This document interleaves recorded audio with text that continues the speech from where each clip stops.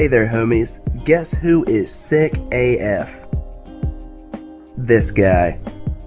I don't think it's the Crowbrid, but I'll open that can of worms in another 24 hours depending on how I feel. Anyway, let's get on with it.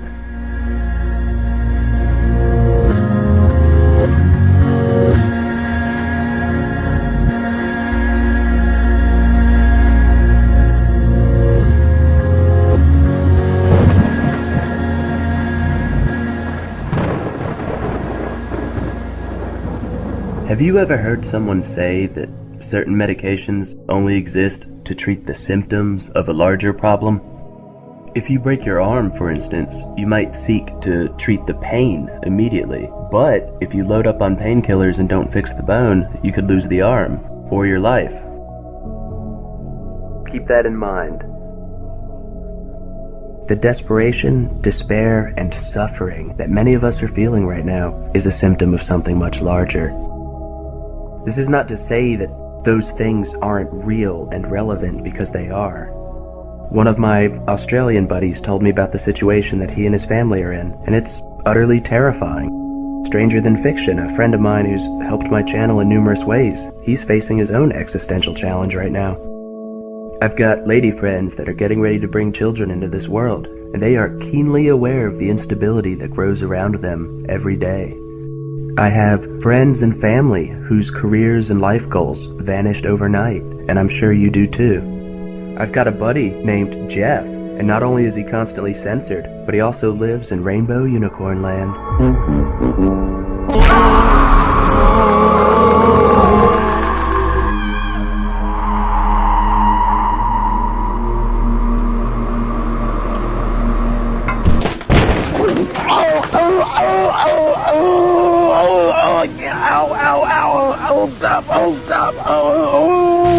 See, where Jeff lives, the police aren't 400 pounds and totally decked out in badass uniforms. Oh no.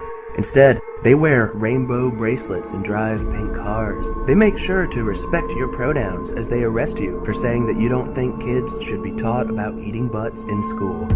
Don't you worry about those mercenaries returning from Syria, sir. We just want to know why you thought it was okay to say that you didn't think Desmond was amazing on Twitter. Anyway, what I'm getting at is twofold. First, don't let the machine take your sense of humor away. We are all in a bad situation. They say that misery loves company, and usually that means that we like to drag others down with us. That can be true, sure, but in this context, it's important to remember that you aren't alone. Seriously. Misery loves company, yes, and it's not exactly good to drag others down with you, but if we all recognize that we're in the same boat, you might just find there are those around you who will hold their hand out to try to help bring you up. Secondly, I can't tell you how many times someone has presented me with a problem only for me to end up feeling as if there's nothing I can do or say to help them. And many times I've resorted to generic platitudes and meaningless sentiments.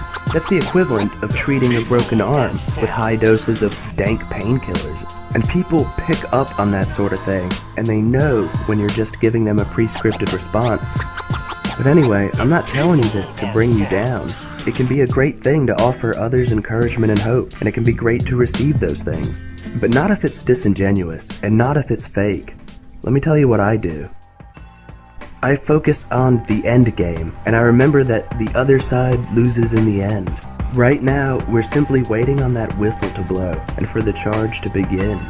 No man's land is anything but pleasant or easy to get through, but if you keep your eyes on the ball and take the proper steps, you have a chance of making it to the other side. It's guaranteed that many won't make it, and I could be cut down just as easily as anyone else. But no matter what, the outcome is already determined, and there will be many who will make it through that dark place and find something better. Be like them.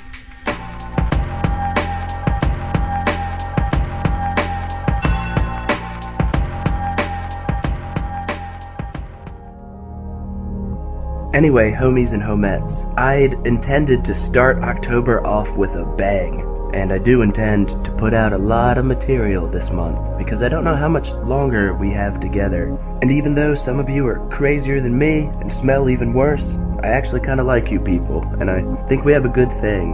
And sure, I show you guys stuff, but you people have taught me quite a lot. And I'm glad that we were fortunate enough to have that. Anyway, I'm not trying to get all down and emotional, but I had intended for this video to be the third installment of You Touched the Sun, Jack, but with the way I'm feeling right now, there is no way that's gonna happen today. Sorry about that, but I'm going somewhere with this too. Don't worry, this isn't just a video of me explaining why it's not a good video. I do want to share something wild with you guys. With the reception that I got from you people with my last video, it made me realize that I can't just end the series there. There were too many good ideas that are worth exploring further for me to just scrap the whole project after 2 parts. Anywho, I'm really not feeling that hot. I kind of feel like I need to pass out, but I also kind of feel like I need to throw up, and I also kind of feel like I should poop my pants. Any minute now, one of those 3 things, or all 3 together, might happen, so I need to get straight to the point. You homies know that I'm into astral projection and remote viewing. You also know that I don't claim it's 100% legit. I'm not shilling it onto people. I'm not saying I have special abilities, but it's something I find fascinating and worth exploring. And I've also had a few experiences that were too accurate to just be nonsense. I've knocked people like Jack Parsons and Aleister Crowley in the past for having a willingness to engage in less than honorable rituals in order to meet something or have an interaction with something from a different place. What I'm saying is that if you play with your balls while choking a chicken to death or something, there's a chance that you can have an interaction with some kind of totally legit interdimensional cool boy that's totally not Satan or a demon, right? But obviously, most people have zero interest in doing that in the first place. However, there are always going to be, or at least there always have been, the types who have no qualms about doing such stuff so that they can get shekels or eat pies out of strippers' butts or whatever it is that these jerk-offs do. Oh, look at me, I established contact with something after I sacrificed a giant pig while touching my friend's butthole. And I have the power now, because I serve the true master. Yeah, sure, buddy. Whatever you tell yourself. On a side note, if this is the first video of mine that someone is seeing, I can't even imagine what must be going through their head right now. So, Faceless Propagandist is some kind of like crazy, drugged out, mentally ill Christian fundamentalist Nazi or something? Nah, buddy, but you know, I mean, I talk about this kind of stuff in all my videos, so I'm just getting straight to the point. Plus, I feel like I'm gonna poop my pants any second, and puke, and then pass out.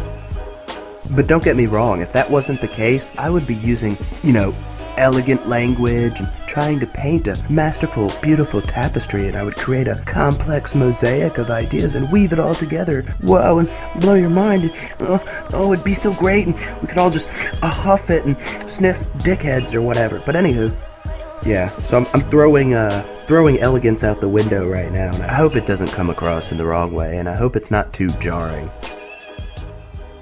Anyway, so there I was, feeling superior to the likes of Jack Parsons and Aleister Crowley and Michael Aquino and every idiot cult leader in the world who's done something awful in order to commune with some evil entity and thought he was a cool guy.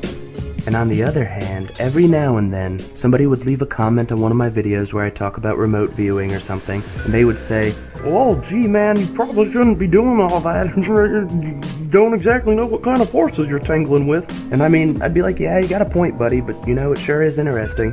And then there was also the more like dogmatic types who were like, any sort of thinking is satanic. You shouldn't meditate or focus on anything. I disregarded this advice, and I really took it and ran with it. Like if a stranger or acquaintance or personal friend left a comment on a YouTube video saying, "Hey man, maybe trying to remote view really crazy stuff isn't a good idea," I'd say, "Nah, you don't even know what you're talking about, brah." Well, even now, I don't believe that looking into the campfire for too long or focusing on an idea for more than 5 seconds is satanic in nature. I also think that maybe these folks were trying to warn me about this stuff for a damn good reason. Let me tell you about it, yeah. A long time ago, one of my homies, a ginger, asked me to remote view an address in Colorado. I was supposed to look at the backyard of this property and describe the statue next to the pool. And I tried for months and months. Never did see the damn statue. But you know what I saw? A 3 or 2 story house. I saw a sloping lawn. I saw the structure of the house and how much of it was brick and that kind of thing. I saw images of dogs and horses. And I told my ginger buddy about all of this, and they explained to me in a very ginger manner that, wow, all those things are somewhat correct. There used to be horses there. They own several dogs. It's a 2 or 3 story house. It is, like you said, mostly brick, or, you know, largely brick with vinyl siding or plastic shit. And it's on a sloped lawn. Very good. And I thought that was interesting. And while the images of dogs and horses danced in front of my stupid eyes, none of them looked at me. And between that experience and a few others, it seemed that remote viewing was passive. And by that, I mean that nothing knows when you're doing it. It's not like you're watching a scene and the things on the other side are aware that you're there. That'd be kind of scary, right? I mean, if you went to remote view something and it just looked right at you and acknowledged your presence, that'd probably be the kind of thing that'd make you drop a big old clump right in your britches.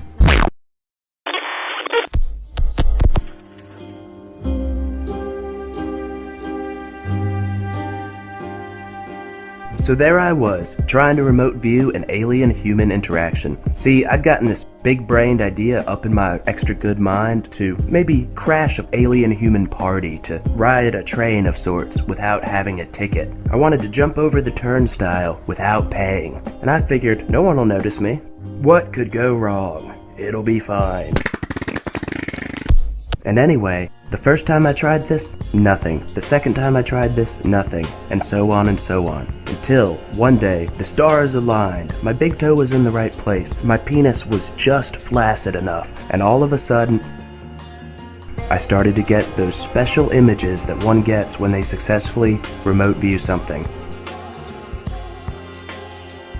When I first started doing this a little more than a year ago, I only received still images on the rare occasions that I did successfully view something. But the more and more that I've been doing it, I've found that it's actually possible to maintain your focus on what it is you're seeing, and it actually begins to play like a video. It's pretty wild stuff.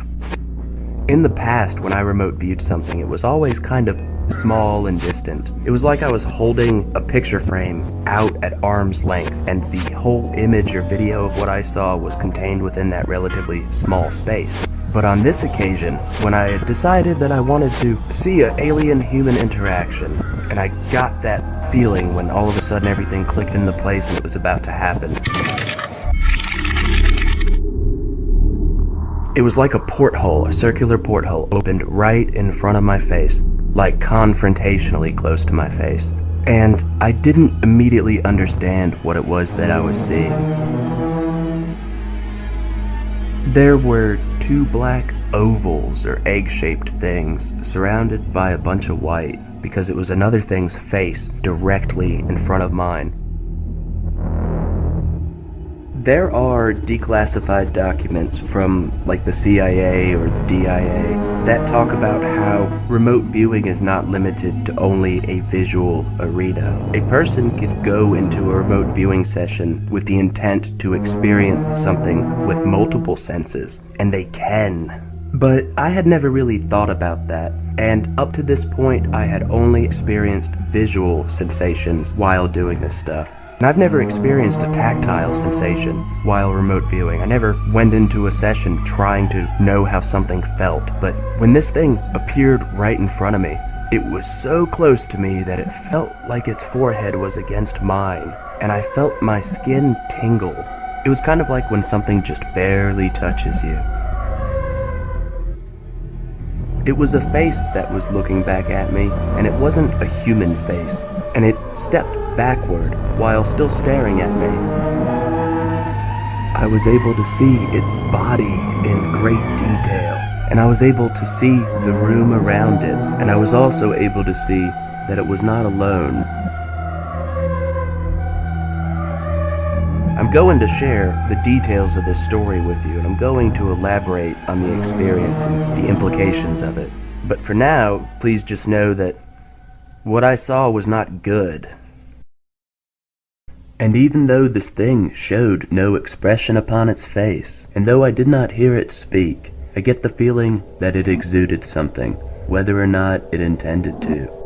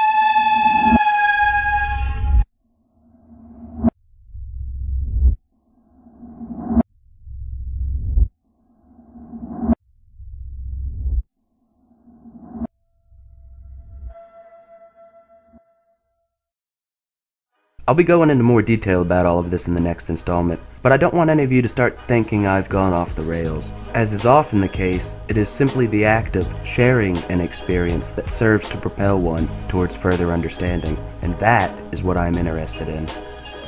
With that said, I believe that what I did was foolish, dangerous, and possibly even wrong.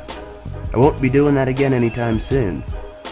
Thanks for watching. I look forward to hearing what you think about all of this. I'll have the next installment out to you as soon as possible, but for now, homies, this is where I leave you.